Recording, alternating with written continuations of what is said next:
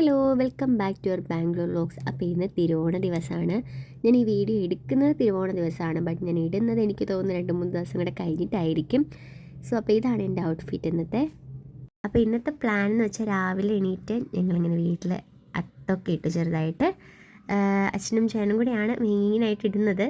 അപ്പോൾ ഇത് കഴിഞ്ഞിട്ട് ഞങ്ങൾക്ക് നേരെ ഇന്ന് ഇസ്കോൺ ടെമ്പിളിൽ പോകണം.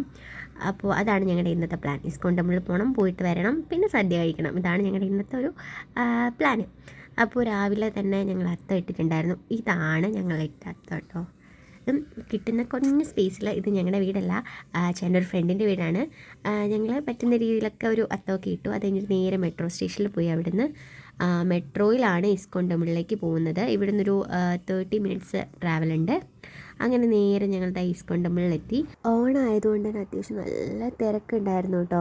ഞങ്ങൾ കഴിഞ്ഞ വട്ടം എനിക്ക് തോന്നുന്നു ഓണത്തിന് വന്നിട്ടുണ്ടായിരുന്നു. ഇത് ഞങ്ങളുടെ സെക്കൻഡ് വിസിറ്റാണ്. എനിക്ക് ഏറ്റവും ഇഷ്ടമുള്ള ഒരു പ്ലേസാണ് കേട്ടോ ബാംഗ്ലൂരിൽ. കാരണം ഇവിടെ വരുമ്പോൾ പ്രത്യേക ഒരു വൈബാണ്.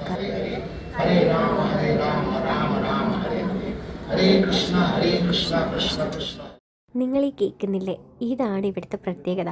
ഇവിടുത്തെ 108 സ്റ്റെപ്പ് വയ്ക്കുന്നത് നമ്മൾ ഓരോ വട്ടം ഹരേ രാമ ഹരേ കൃഷ്ണ പറഞ്ഞിട്ടായിരിക്കണം. അപ്പം മാത്രമേ നമ്മൾ ആ ഒരു നടയിലേക്ക് എത്തുള്ളൂ. അങ്ങനെയാണ് 108. നമ്മളെന്താ സ്റ്റെപ്പ് മീൻസ് നമ്മൾ ഈ പടിയല്ല, നമ്മൾ പാദം വെച്ച് പോകാൻ വേണ്ടി അവരൊരു സ്ക്വയർ സംഭവം ചെയ്തിട്ടുണ്ട്.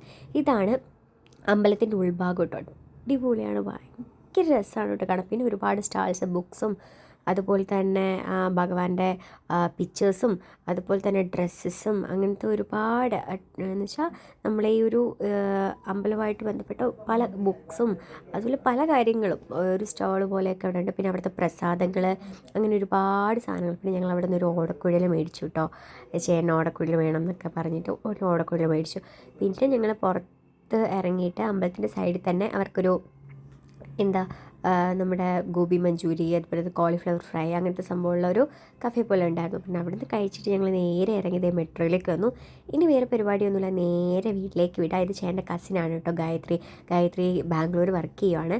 സോ അങ്ങനെ ഞങ്ങൾ അവളെയും കൂടെ കൂട്ടിയാണ് രാവിലെ സ്കൂളിലേക്ക് പോയത്. ഇനി ഞങ്ങൾ നേരെ വീട്ടിൽ പോകുന്നു, ഫുഡ് കഴിക്കുന്നു. അപ്പോൾ അത്രയേ ഉള്ളൂ ഇന്നത്തെ തിരുവോണ ഡേ വ്ലോഗ്. സോ അപ്പോൾ ഇത്രയേ ഉള്ളൂ, ബൈ.